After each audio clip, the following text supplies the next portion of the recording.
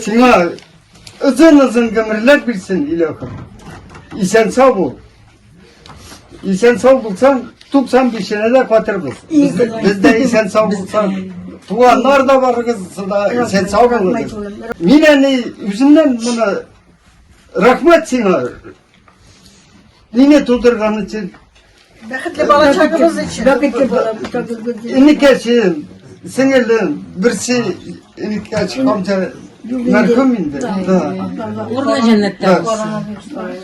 Sana min rahmeten. Sen sağ ol hani. Rahmet. Balalarıma, bütün ınıklarıma, dirinlerime Allah'ın rahmeti olsun, bala koyayım. Minen kırmet itip zorlattırarlar barda. Bu Türkçe tatlı visken mi? İyi. Eti enim ülgen, abim ülgen. Biz benim klastaşlarım ettiler, sensin onda koya kaytasın dediler. Meten, bu ne gezim yok, sen kimsin onda dediler. Meten men dedim, eni uruna kalan apar. Hürmetli Fatıma İdris kızı, İhlas Köngül'den 90 yaş tulup günügüz bilen kutluybuz. Selametliğinizin kilecekte de sınatmağın, turmuş süyüçenlik hem optimizm bir koyçanda kimime tiliybiz. Yakınlarınız üzlerinin kaygırtuçanlığı, iktibarları bilen her vakit seyindirip dursunlar. Her yanakın şatlık hem umay küçürüşler getirip dursun üzünüzge. Üzünüzge hem yakınlarınızga gayle iminligi, bəxtli uzun ömür tiliybiz. Ulu hürmet bilen rayon başlığı Ramil Talgatoğlu Aybatov.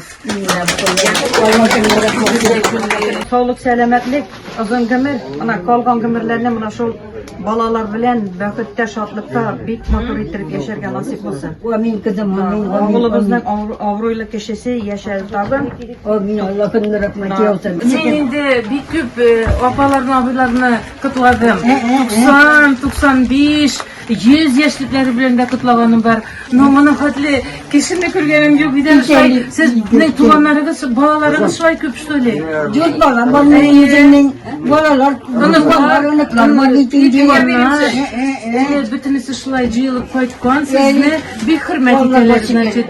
Yani sizge toşu şılay Mine birinci karavanda 90 yaş verip bulmayı küstümesin. Vallahi Allah. Ya küstümesin. Tırmasım ağır bulmadı. Vallahi bildiğine şükür kızım. Motor ittirip geçer, bazı daha buluşup geçerdiler. Motor geçerdik. Allah'a şükür.